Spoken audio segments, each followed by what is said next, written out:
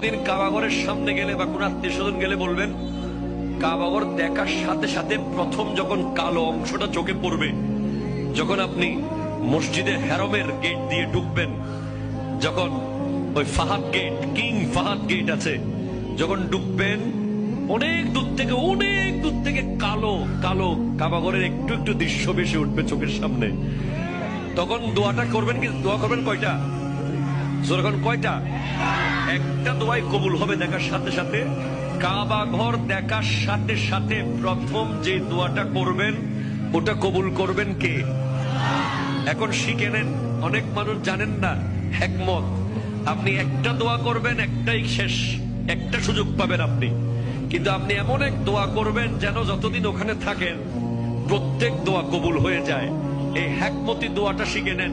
আপনি বলবেন, আল্লাহ আমি 10, 12, 15 যতদিন এখানে থাকবো, যতগুলো দোয়া করব সব কবুল করে নিয়েন। দোয়া করছেন কয়টা? পাবেন কয়টা?